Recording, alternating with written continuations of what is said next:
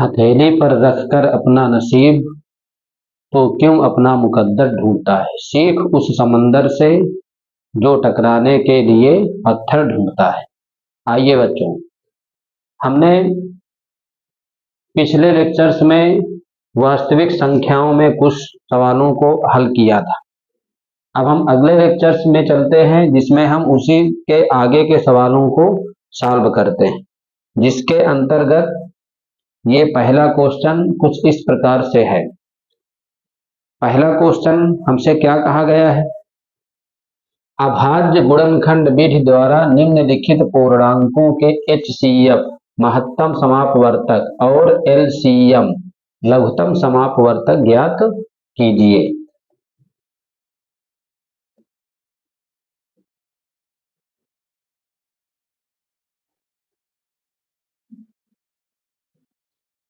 अभाज्य गुणनखंड विधि का प्रयोग करके हमको इन दो संख्याओं का HCF और LCM ज्ञात करना है।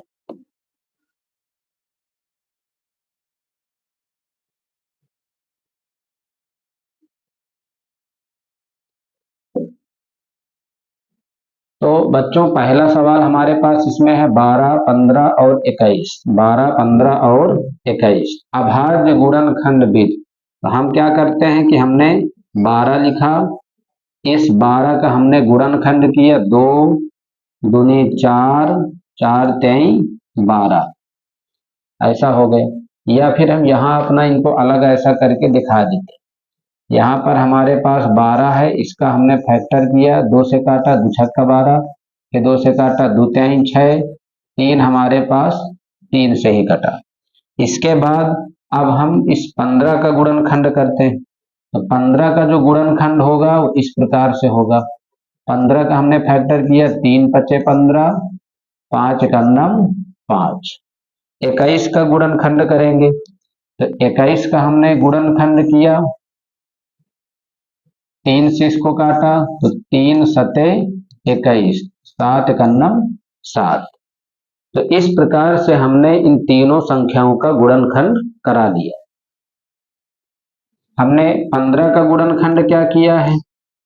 15 का गुणनखंड हमारे पास हो गया है 3 गुणे 5। 21 का गुणनखंड क्या हो गया है। 21 का गुणनखंड हुआ 3 गुणे 7। अब इसमें हमको ज्ञात करना है HCF। HCF, तो HCF को हम कहते हैं हाईएस्ट कॉमन फैक्टर। क्या कहते हैं, हाईएस्ट कॉमन फैक्टर, महत्तम समापवर्तक।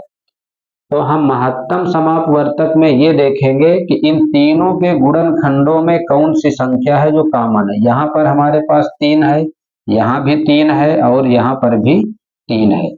2 को देखा जाए तो 2 इसके 12 के गुणनखंड में तो शामिल है, लेकिन 15 के गुणनखंड में 2 शामिल नहीं है, ना ही वो 21 के गुणनखंड में।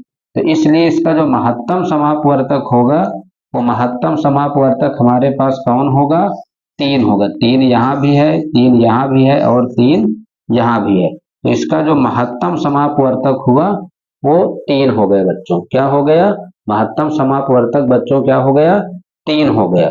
अब इसी का हम निकालते हैं LCM, लघुत्तम समापवर्तक। आगे हम निकालते हैं LCM, लघुत्तम समापवर्तक। तो लघुत्तम समापवर्तक में हम सभी को लिखते हैं 2 गुणे 2, यहाँ 3 गुणे 5, यहाँ 3 गुणे 7। तो कोई भी संख्या छूटने ना पाए, तो हमने यहाँ पर लिख दिया 2 गुणे 2, पहला तो ये आ जाएगा। इसके बाद यहाँ 3 है, यहाँ 3 है, यहाँ 3 है, तो ये तो एक ही बार आएगा, एक बार है। सभी के गुणनखंडों में 3 हमारे पास एक बार है। इसके बाद 15 के गुणनखंड में 5 भी शामिल है और 21 के गुणनखंड में 7 भी शामिल है। अब बच्चों इसका हम गुणनखंड करा देते हैं। 2 दूनी 4, 4 तेई 12, 12 पंचे 60 और 7 छंग 42। तो इसका लघुत्तम समापवर्तक बच्चों हमको क्या मिलता है, 420 मिलता है। 420 इसका लघुत्तम समापवर्तक हो गया। समझ में आ रहा है, कमेंट करके उसको बताते जाएंगे। तो हमारे पास क्या था, 12 का हमने गुणनखंड किया था, 2 छक्का 12, 2 तेई 6, 3 एक नम 3। 15 का हमने किया, 3 पचे 15, 5 एक नम 5। इसी तरीके से 21 का हमने किया, तो इनका जो HCF होता है वो हो जाता है 3 और LCM जो होता है वो होता है 420। क्या होता है? 420। दूसरे सवाल में क्या है? 17 है, 23 है और 29 है। 17 है, 23 है और 29 है। 17, 23, 29। सेम वैसे ही हम करते जाएंगे। हमने क्या किया? 17 के हमने फैक्टर कर लिए। अब 17 को देखा जाए तो 17 तो हमारा 17 से ही डिवाइड होता है। 17 का नम 17। 23 को देखा जाए तो 23 भी किसी भी संख्या से डिवाइड नहीं होता, केवल 23 को छोड़कर। 23 का नम 23। 29 को भी अगर हम देखते हैं तो 29 का भी गुणनखंड होगा हमारे पास, 29 से ही कटेगा। 29 का नम 29। अगर इनका हमने अगर गुणनखंड किया, इनके अभाज्य गुणनखंड किए, तो एक अभाज्य संख्या या भाज्य संख्या नहीं होती। तो हमने क्या किया? 17 को हम ऐसा लिख सकते हैं कि 17 ही रहेगा। 17 का गुणनखंड 17 ही रहेगा। इसके बाद इसको हम पढ़ सकते हैं 17 गुणे 1। इसको हम पढ़ सकते हैं 17 गुणे 1। 23 का अगर हमने गुणनखंड किया तो 23 ही रहा। इसको हम लिख सकते हैं 23 गुणे 1। इस 17 को लिखा जा सकता है 17 गुणे 1 और 23 को लिखा जा सकता है 23 गुणे 1। इसके बाद 29 को अगर देखा जाए तो 29 का जो अभाज्य गुणनखंड होगा वो 29 ही रहेगा, लेकिन इसको हम लिख सकते हैं 29 गुणे 1। अब इनका HCF हमको बताना है। क्या बताना है? HCF। तो इन तीनों के गुणनखंडों में उस संख्या को देखेंगे जो तीनों के गुणनखंडों में शामिल है। तीनों के गुणनखंडों में उभय निष्ठ है, कॉमन है। इन तीनों के गुणनखंडों में बच्चों क्या कॉमन है? 1 कॉमन है। इनके तीनों के गुणनखंडों में बच्चों क्या कॉमन है? 1। तो इसका HCF हो गया 1 हो गया। इसके बाद अगर हम LCM ज्ञात करते हैं तो LCM में सभी को लिख देंगे। 17 आएगा, 23 आएगा और 29 आएगा। अब इनका सबका हमको गुणा करा लेना है। 17, 23 और 29 का हमें गुणा कर लेना है। तो 17, 23 और 29 का गुणा करके बच्चे बताएंगे कितना आ रहा है।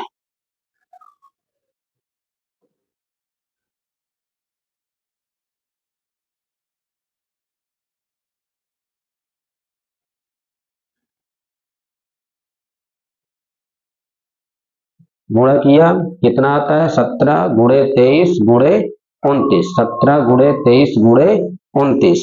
तो इसका गुणनखंड हमको मिल रहा है 11,339। 11,339। 17, 23, 29 का जो गुणा होता है वो 11,339।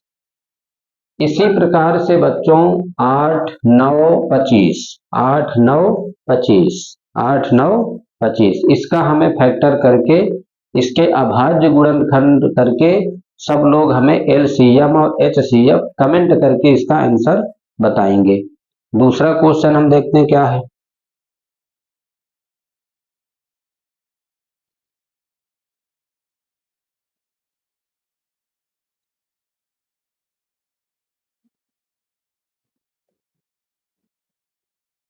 दूसरा क्वेश्चन बच्चों कुछ ऐसा दिया है। यदि HCF 306, 657 हमें दिया गया है 9, तो आगे लिखा है LCM 306, 657 ज्ञात कीजिए। बहुत आसान सवाल है, इसको सब लोग कर भी सकते हैं। बहुत अच्छे तरीके से हम इसको समझाने का प्रयास करेंगे।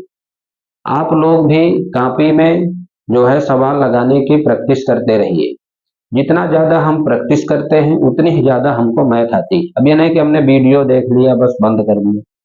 तो हमको वीडियो देखने के साथ साथ हमको कॉपी पेन लेकर बैठना है, उसको सॉल्व भी करते जाना है। जो भी और अगर कोई दिक्कत होती आप हमें कमेंट करके बताएंगे, हम उसका सोल्यूशन आपको देंगे। क्या है सवाल बच्चों? यदि HCF 306, 657 बराबर 9, मतलब ये दो संख्याएं हमारे पास दी गई। दो संख्याएं हमारे पास दी गई हैं।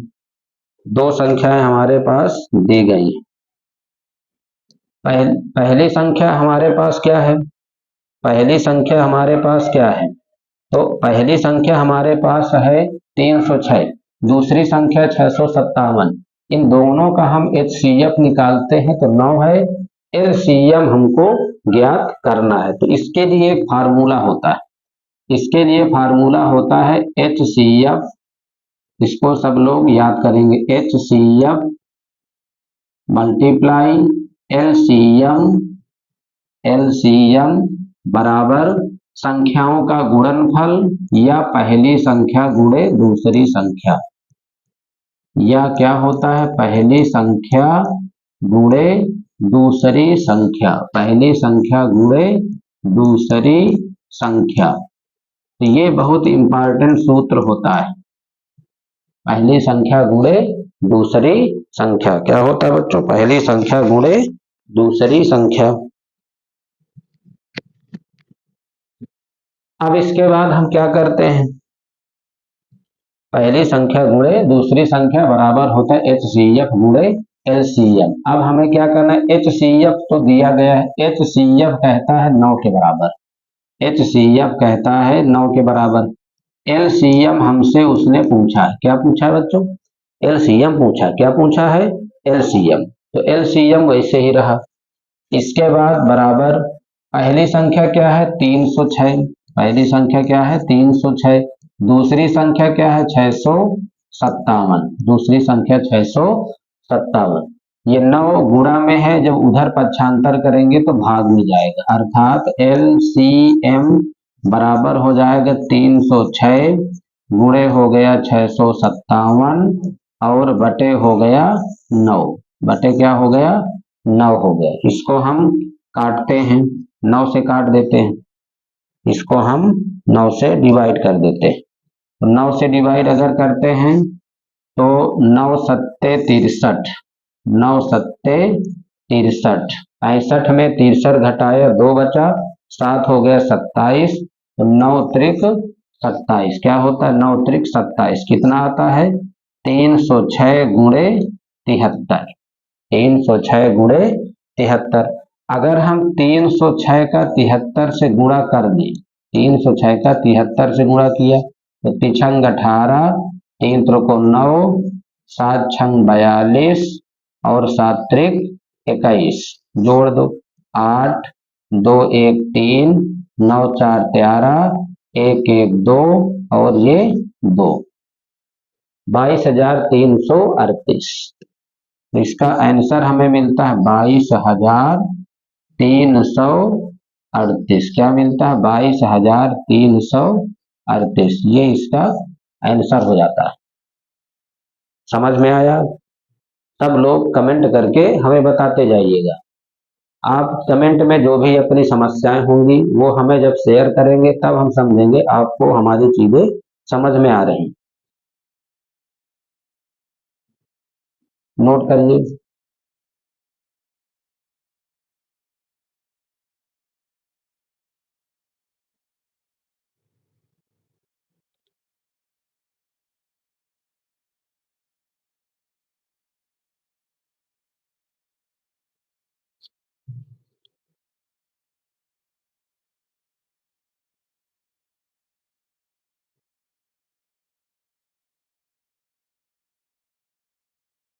नोट हो गया बच्चों? अगला क्वेश्चन हम देखते हैं।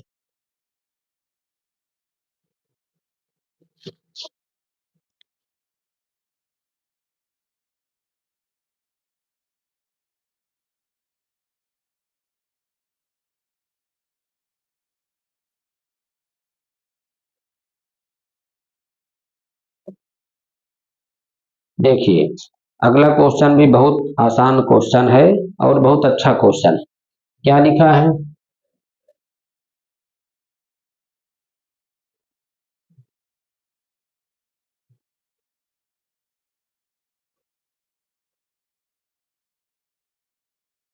क्या दिया है? अगला तीसरा क्वेश्चन क्या कहता है? यदि HCF 225, बराबर है 225 गुणे 5 माइनस 10x, तो हमको x का मान फाइंड करना है। 225 गुणे 60 बराबर 225 गुणे 5 माइनस 10x। माइनस क्या है 10x। किसका मान ज्ञात करना है, x का मान ज्ञात करना है। किसका मान ज्ञात करना है, x का मान हमें ज्ञात करना है। तो इसके लिए हम क्या करेंगे, देखिए कोई दिक्कत नहीं, बहुत आसान सवाल है। हम सबसे पहले 225 और 60 का अभाज्य गुणनखंड करा के, सबसे पहले 225 और 60 का अभाज्य गुणनखंड हम करेंगे। करने के बाद HCF निकालेंगे, फिर यहाँ रखेंगे, इसके बराबर करेंगे, हमको x का मान ज्ञात हो जाएगा। क्या करते हैं देखिए, समझिए, 225 और 60, 225 और 60 हमने इनका अभाज्य गुणनखंड किया। 225 को हमने 5 से काटा, तो 5 चौको 20, 5 चौको 20, 5 पचे 25, 3 से भी काट सकते थे, चलिए कोई बात नहीं। पनवा 45, 3 त्रिको 9 और 3 एकन्नम 3। ये हमने किसका अभाज्य गुणनखंड किया, 225 का बच्चों। अब हम किसका करेंगे, 60 का। अब हम गुणनखंड करते हैं 60 का। 2 से काटेंगे तो 30 आ गया, ये 2 से काटा तो 15 दूनी तो 30 होता है, फिर 3 से कटेगा, 3 पचे 15 और 5 एकम 5। यहां तक समझ में आया, यहां तक समझ में आ गया सबको। आगे चलते हैं। हमने 225 के अभाज्य गुणनखंड किया था, तो 225 का हमने अभाज्य गुणनखंड किया, तो 225 का अभाज्य गुणनखंड है 3 गुणे 3 गुणे 5 गुणे 5। और 60 का भाज्य गुणनखंड क्या है, तो 60 का भाज्य गुणनखंड है 2 गुणे 2 गुणे 3 गुणे 5। क्या कहा गया है, यदि HCF 225 कामा 60, तो हम इनका HCF निकाल लेते। HCF किसका किसका, 225 कामा 60 बराबर, तो HCF हाईएस्ट कॉमन फैक्टर, इनके गुणनखंडों में जो कॉमन है उसको हमें लिखना है। तो इनके गुणनखंडों में देखो, यहाँ 3 गुणे 3 हमारे पास 2 बार है, यहाँ पर 3 एक बार है, तो हमने 3 को कॉमन कह दिया। 5 5 यहाँ 2 बार है, यहाँ एक बार है, तो 1 5 कॉमन हो गए। तो इनका जो HCF हमको निकलता है वो क्या निकलता है, 15 निकलता है। क्या निकलता है, 15 निकलता है। अब हम यहाँ पर इसको बराबर लेके चल रहे हैं, क्योंकि हमें इतना दिया गया। हमें क्या दिया गया था, हमसे ये कहा गया था कि HCF किसका किसका, 225 कामा 60, इसका जो HCF है वो 225 गुणे 5, 225 गुणे 5 और क्या है माइनस 10x, माइनस क्या है 10x। अब ये HCF हमने कितना निकाला, तो ये HCF हमने निकाला था 15। क्या निकाला था, 15। 225 से हमने 5 का गुणा किया, 5 पचे 25, 5 दूनी 10 2 12, 5 दूनी 10 10 1 11, 1125 माइनस क्या हो गया 10x हो गया। अब क्या करेंगे, इस 10x को इधर पक्षांतर कर लो, इस 15 को उधर पक्षांतर कर लो, तो ये 10x इधर आएगा तो प्लस का 10x हो गया, बराबर 1125 हो गया, और माइनस क्या हो गया 15 हो गया। तो 10x बराबर 5 में हमने 5 को घटाया 0 हो गया, 2 में 1 घटाया 1 हो गया, 1110 बचा। तो अगर हम x का मान निकालते हैं तो ये 10 को उधर डिवाइड में ले जाएंगे, अर्थात x जो मान आता है वो 1110 बटे 10। अब जब 10 का इसमें भाग हम देंगे तो हमें x का मान मिलता है 111। ये बच्चों इसका आंसर हो जाता है, क्या मिलता है 111 मिलता है। नोट कर लीजिए।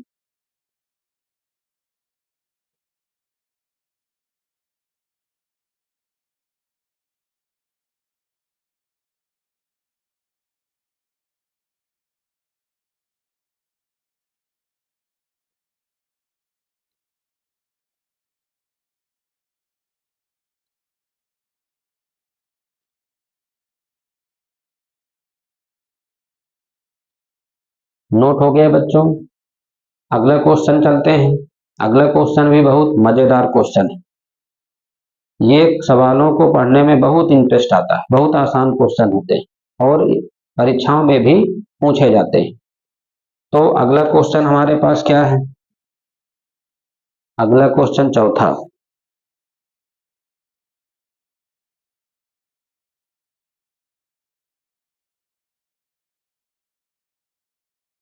चौथा क्वेश्चन इस तरह देखिए, अभी हमने इस टाइप का सवाल पहले करवा दिया। क्या कहा? HCF 120 कामा 225 15 है, तो LCM 125 और 120 और 225 ज्ञात कीजिए।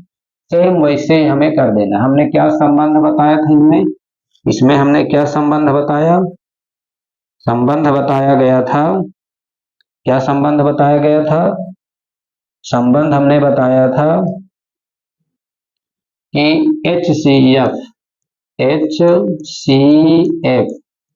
गुणे LCM, यही तो अभी हमने बताया, यही तो हमने संबंध बताया था। HCF गुणे LCM बराबर क्या होता है? बराबर पहली संख्या, बराबर होता है पहली संख्या और गुणे गुणे दूसरी संख्या। पहली संख्या गुणे दूसरी संख्या, पहली संख्या गुणे दूसरी संख्या। क्या संबंध होता है? HCF गुणे LCM बराबर पहली संख्या गुणे दूसरी संख्या। तो HCF, इनका HCF हमारे पास दिया है 15। क्या दिया है? 15। और LCM हमसे उसने पूछ लिया है। पहली संख्या क्या है? 120 और दूसरी संख्या क्या है? 225। 225, ये 15 गुणा से जब उधर पक्षांतर करेंगे भाग में चला गया। LCM, तो LCM हो जाता है 120 गुणे 225 बटे 15। 15 से हमने इसको काटा, 15 अट्ठे 120 हो गया। आया कितना? 8 गुणे 225। क्या मिलता है? 8 गुणे 225 मिलता है। गुणा कर दिया, 8 45 की 0, असिलाए 4, 8 चौको 8 दूनी 16, 16 16 16 4 20 की 0, हसिलाए 2, 8 दूनी 16, 16 2 18, 8 45 की 0, हसिलाए 4, 8 दूनी 16 4 20, 8 दूनी 16, 16 2 18। तो क्या मिलेगा? LCM 1800 मिलेगा।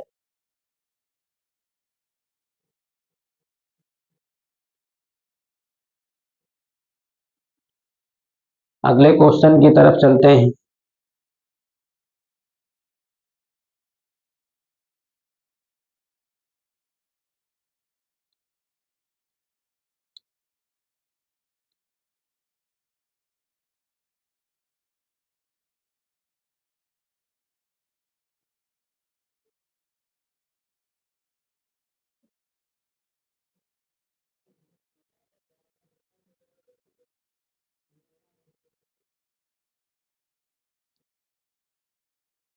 अगला क्वेश्चन हमसे बच्चों क्या कहता है? व्याख्या कीजिए कि, कहता है व्याख्या कीजिए कि 3 गुणे 12 गुणे 101 प्लस 4 एक अभाज्य संख्या है या भाज्य संख्या है। तो हमने अभाज्य संख्या और भाज्य संख्याओं के विषय में क्या पढ़ा? हमने अभाज्य संख्या और भाज्य संख्याओं के विषय में क्या पढ़ा है? तो हमने अभाज्य संख्या और भाज्य संख्याओं के विषय में क्या पढ़ा? भाज्य संख्याएं वे संख्याएं होती हैं जो स्वयं से कटती हैं, एक से कटती हैं और अन्य संख्याओं से भी विभाजित होती। वो क्या होती हैं? भाज्य होती। अभाज्य क्या होती? अभाज्य वो संख्याएं होती हैं जो या तो स्वयं से कटती हों या फिर एक से कटती हों, तो वो संख्याएं अभाज्य होती। अब हमको ये बताना है कि 3 गुणे 12 गुणे 101 प्लस 4 एक अभाज्य संख्या है अथवा भाज्य संख्या है। तो इसके लिए हम क्या करते हैं? हमने दिया 3 गुणे 12 गुणे 101 प्लस 4, ये हमारे पास कोई ऐसी संख्या दी गई। बच्चों सबसे पहले हम इसमें से 4 को कॉमन कर देते। तो अगर हमने 4 को कॉमन कर दिया तो हमें क्या मिलेगा, 3, 4 3 12, 3 आ गया, गुणे 101 हो गया, यहाँ पर बचा हमारे पास 1। और आगे इसको हम ले जाते हैं तो 4 गुणे 3 त्रिको 9 गुणे 101 प्लस 1, इसमें 9 से हम गुणा करा देते हैं तो 4 गुणे 9 एकन्नम 9, 9 शून्यम शून्य, 9 एकन्नम 9 प्लस 1, जोड़ देते हैं एक को तो 4 गुणे 910, 4 गुणे 910। अब इसको देखा जाए 4 का गुणनखंड तो हो गया 2 गुणे 2, अगर हम 9 से 10 का गुणनखंड करते हैं, 910 का गुणनखंड करते हैं तो 2 4 को 8, 2 पंचे 10, 2 पंचे 10, 3 से कट जाएगा तो 3 एकन्नम 3, 3 पचे 15, 3 से नहीं कटता है, 3 से नहीं कटेगा, इसको हम काटते हैं 5 से, इसको हम काट देते हैं 5 से, तो 5 45, 5 एकन्नम 5। अब इस 7 से कटेगा, 13 7 91 होता है, 13 हमारे पास 13 से ही कटता है। तो इसको 910 को हमने लिख दिया 2 गुणे 5 गुणे 7 गुणे 13। अब कहने का मतलब क्या है, ये जो संख्या हमें मिल रही वो 2 से भी विभाजित है, 5 से भी विभाजित है, 7 से भी विभाजित है और 13 से भी विभाजित है, इसलिए हम इसको कह सकते हैं कि कैसी संख्या है, भाज्य संख्या है। ऐसी संख्या है, भाज्य संख्या है। कैसी संख्या है, भाज्य संख्या है। अगर ये स्वयं से विभाजित हुई होती अथवा 1 से विभाजित हुई होती तब हम इसको कहते कि ये एक अभाज्य संख्या। अभी ये क्या है, भाज्य संख्या है। अगला क्वेश्चन हम देखेते हैं क्या कहता है। तो अगर कोई क्वेश्चन में किसी भी प्रकार की आप लोगों को कोई समस्या हो तो उसको कमेंट करके आप हमें बताते जाइएगा। अगला क्वेश्चन बच्चों क्या है,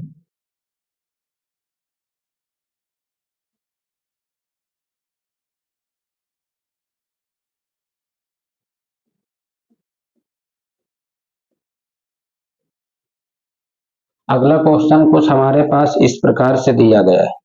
6वां क्वेश्चन है, इसमें देखिए क्या कहता है, कहता है 18 और 117, 18 और 117 के HCF को हमने 18m माइनस 117 के रूप में दर्शाया गया। m का मान ज्ञात कीजिए, साथ ही 18 और 117 का LCM भी ज्ञात कीजिए। तो सबसे पहले तो हमको m का मान उसने पूछा है, फिर क्या कहता है 18 और 117 का LCM भी ज्ञात कीजिए। तो सबसे पहले हम m का मान ज्ञात कर लेते हैं। कैसे करते हैं, तो 18 और 117 का HCF हमने 18 और 117 का अभाज्य गुणनखंड किया, 2 से काटा तो दुनिया 18, 3 त्रिको 9, 3 एकन्नम 3। इसके बाद 117 को हमने किया, 117 3 से काटा, 3 त्रिको 9, 3 27, 11 3 39, 13 एकन्नम 13, कुछ ऐसा हो गया। 18 के जो अभाज्य गुणनखंड हुए वो 2 गुणे 3 गुणे 3 हुआ। 117 के जो अभाज्य गुणनखंड हुए वो 3 गुणे 3 गुणे 13 हो गया। तो इसका HCF हमें क्या मिलता है, तो HCF हमें मिलता है, यहाँ 3 गुणे 3 है, यहाँ भी 3 गुणे 3, तो HCF हो गया 3 गुणे 3, 3 त्रिको 9, HCF हो गया हमारे पास 9 हो गए। अब हम क्या करते हैं, अब हमसे ये कहता है कि HCF क्या कहा हुआ है, HCF, इसका जो HCF है वो 18 और 117 का, वो HCF हमें दिया गया है 18m माइनस 117 दिया गया। हमने क्या ज्ञात किया, इसका मान 9 ज्ञात किया, बराबर हो गया 18m माइनस 117। 117 को हम इधर पक्षांतर करते हैं तो 18m बराबर हो गया 9 प्लस 117। 117 में से हमने 9 को जोड़ दिया, तो 117 में से हमने 9 को जोड़ा तो 126 हो गया। 18m बराबर कितना हो गया? 126 हो गया। तो m बराबर कितना हो गया? 126/18। 126/18। अब इसको हम 18 से 126 को अगर काटते हैं तो कितने बार में कटेगा? 8 सत्ते 56, 7 बार में। 7 बार में कट जाता है। तो हमको एक उत्तर पता चल गया कि m का मान हमें क्या मिलता है? 7। एक आंसर ये हमने निकाल दिया। अब दूसरा उसी में लगा हुआ क्या है? अगला क्या कहता है? साथ ही 18 और 117 का एलसीएम ज्ञात कीजिए। तो हम यहाँ से भी एलसीएम ज्ञात कर सकते हैं या फिर हम इस सूत्र का प्रयोग करके भी ज्ञात कर सकते हैं। एलसीएम गुणे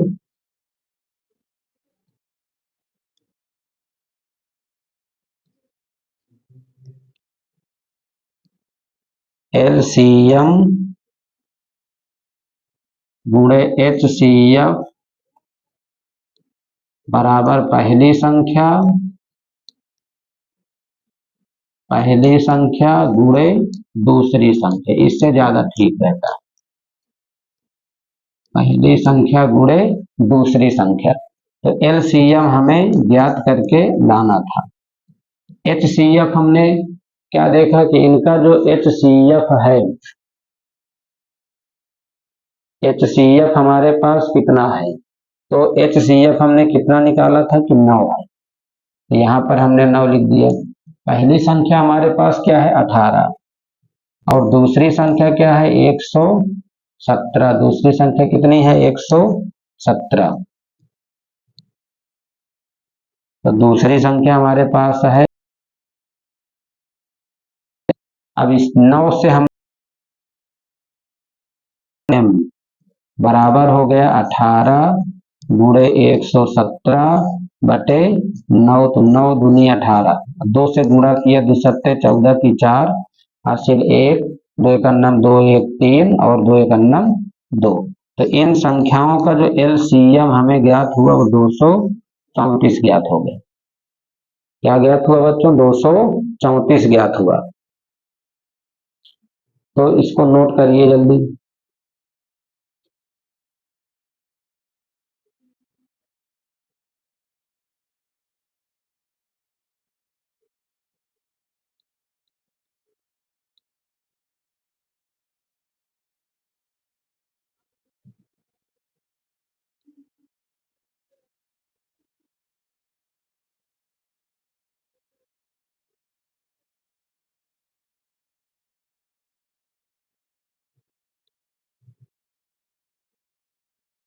अगले क्वेश्चन की तरफ चलते हैं। अगला क्वेश्चन हमसे क्या कहता है?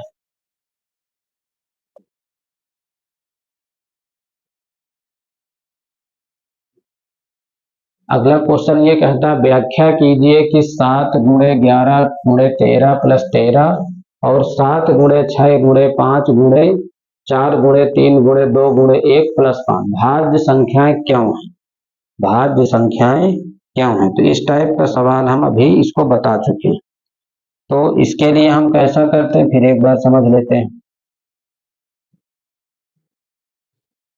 क्या क्या दिया है? पहली संख्या हमारे पास है 7 गुणे 11 गुणे 13 प्लस 13। ये ऐसे करके एक संख्या हमको दी गई है।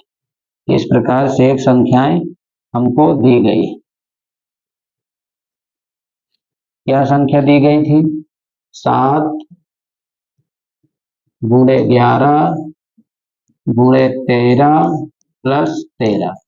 तो ऐसी संख्याओं के लिए हम सबसे पहले क्या करते हैं कि 13 को यहां से कॉमन करा देते हैं।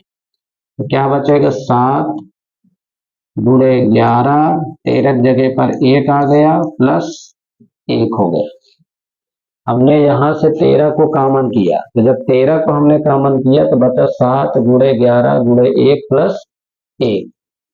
इसके बाद हम क्या करते हैं, 13 गुणे लगा लेते हैं, 11 सते 77, एक अन्नम 77 प्लस 1, ये हो जाएगा 13 गुणे 78।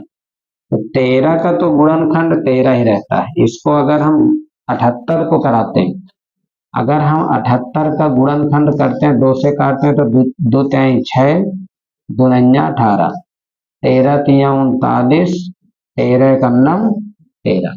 तो इसका और हमारे पास हो जाता है 2 गुणे 3 गुणे 13। तो इसके हमने गुणनखंड कर दिया 2 गुणे 3 गुणे 13 गुणे 13। भाज्य संख्या के विषय में हम ये बताते हैं कि अगर वो स्वयं और एक के अतिरिक्त अन्य संख्याओं से भी करती है तो वो संख्या क्या होती है, भाज्य होती है। अब इसको हम देखते हैं कि 2 से भी विभाजित है, 3 से भी विभाजित है, 11 से भी विभाजित है, तो हम यहाँ लिख देते हैं, इसलिए कैसी संख्या है, भाज्य संख्या है, भाज्य संख्या है। अब इसका जो अगला पार्ट हमें दिया है, इसको आप लोग करके हमें कमेंट में बताएंगे कि हो पाया कि नहीं हो पाया। इसको जो है सॉल्व करके कमेंट में इसका आंसर बताएंगे। दिया गया है 7 गुणे 6 गुणे 5 गुणे 4 गुणे 3 गुणे 2 गुणे 1 प्लस 5। इसको हमें बताना है कि भाज्य संख्या है क्या है। अगले क्वेश्चन को देखते हैं, अगला क्वेश्चन हमसे क्या कहा हुआ है।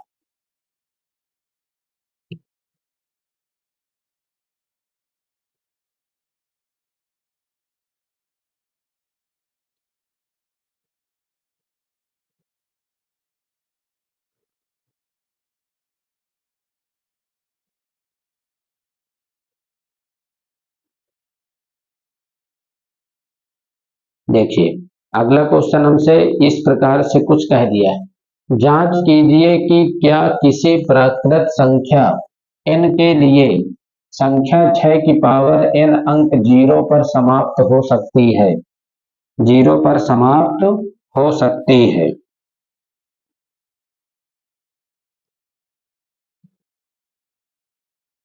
जांच कीजिए कि क्या किसी प्राकृतिक संख्या क्या होती है, प्राकृतिक संख्या होती है जो 1 से लेकर अनंत तक जाती है, 1 2 3 4 5 6 अनंत तक हम लिख सकते हैं। तो क्या किसी प्राकृत संख्या n के लिए संख्या 6 की पावर n अंक 0 पर समाप्त हो सकती है। तो इसके लिए हम क्या करते हैं कि अगर हम 6 के अभाज्य गुणनखंड कर दें, 6 के अभाज्य गुणनखंड,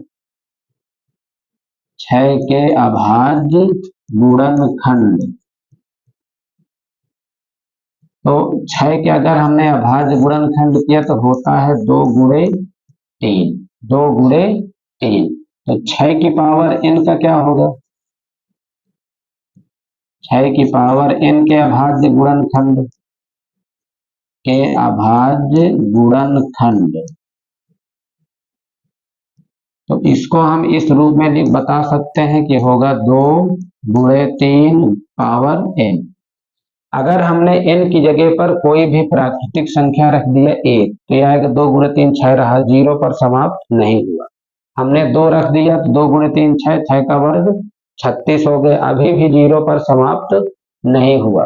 तो 0 पर ये समाप्त कब होगा, ये 2 गुणे 3 0 पर हमारे पास समाप्त कब होगा, 0 पर समाप्त होने के लिए इसमें यही है कि इसमें 5 आ जाए। तो अगर हम ये कहते हैं चूंकि 6 के अभाज्य गुणनखंड में, 6 के अभाज्य गुणनखंड में, 6 के अभाज्य गुणनखंड में, तो 6 के अभाज्य गुणनखंड में क्या नहीं है, 5। अगर यहाँ पर 5 को हम गुणा करा दें, 2 गुणे 3 में अगर हम 5 का गुणा कर दें क्या होगा, 5 दूनी 10, 10 कहीं 30 हो गया। अब जब ये 30 हो गया तो क्या हुआ, 30 हुआ तो 0 पर समाप्त हुआ कि नहीं। अगर हम 30 कोई प्राकृतिक संख्या 2 रख दें तो 900 हो जाएगा, 0 पर समाप्त हुआ कि नहीं, 0 पर समाप्त हुआ। लेकिन 6 के अभाज्य गुणनखंड में 5 सम्मिलित नहीं है, 5 सम्मिलित नहीं है, 5 सम्मिलित नहीं है। तो जब 5 सम्मिलित नहीं है तो हम क्या कह सकते हैं, इसलिए 6 की पावर n अंक शून्य पर समाप्त नहीं हो सकता, शून्य पर समाप्त नहीं हो सकता।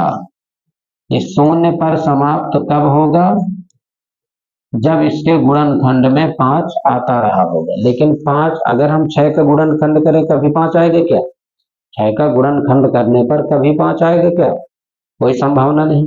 5 आने की 6 के गुणनखंड में कोई संभावना नहीं।